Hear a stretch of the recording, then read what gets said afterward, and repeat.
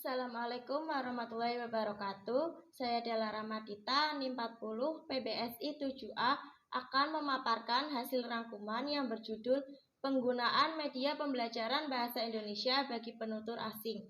Studi kasus di Universitas Negeri Semarang.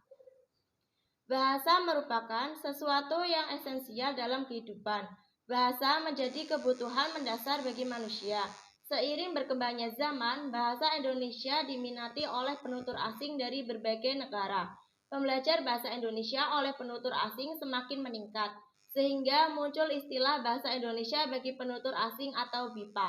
BIPA merupakan program yang khusus diadakan bagi warga negara asing yang ingin belajar bahasa Indonesia. Pembelajaran BIPA menjadi penting setelah Indonesia menjadi target warga negara asing dengan berbagai tujuan. Salah satu aspek penting dalam pembelajaran bahasa Indonesia adalah penggunaan media pembelajaran. Media merupakan saluran komunikasi seperti video, televisi, diagram, materi cetak, program komputer, dan instruktur. Media dikatakan sebagai media pembelajaran apabila memberikan pesan dengan tujuan instruksional yang dilakukan dalam pembelajaran. Pembelajaran Bahasa Indonesia bagi penutur asing atau BIPA merupakan pembelajaran bahasa kedua bagi penutur yang bahasa pertamanya bukan bahasa Indonesia. Pembelajaran BIPA dapat dilakukan secara formal dan informal.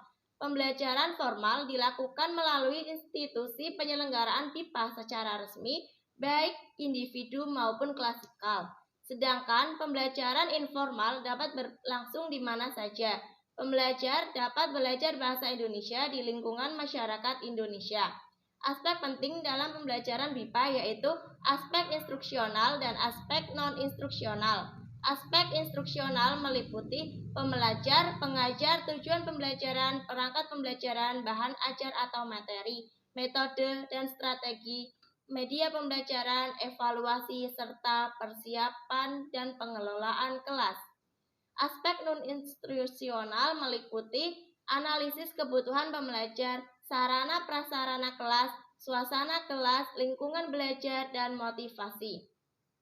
Salah satu aspek penting dalam pembelajaran BIPA yaitu media pembelajaran.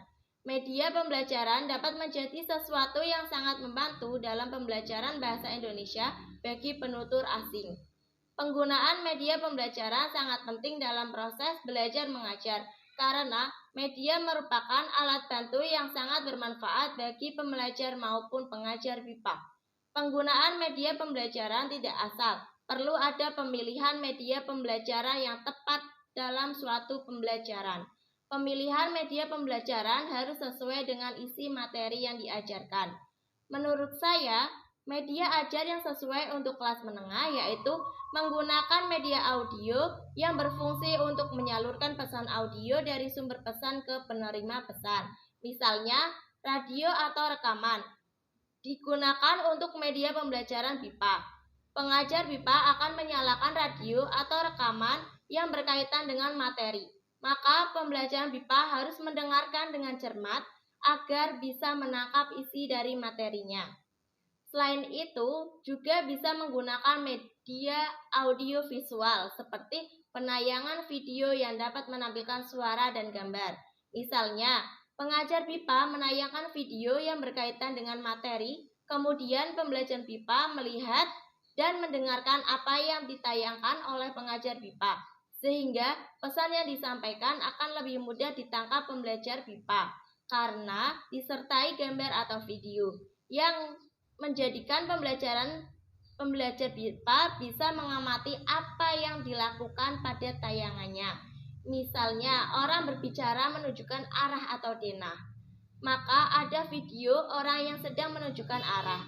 Sehingga apabila pembelajar BIPA tidak paham apa yang dikatakannya, maka bisa mengerti dengan gerakannya. Itu saja yang bisa saya sampaikan, kurang lebihnya mohon maaf. Wassalamualaikum warahmatullahi wabarakatuh.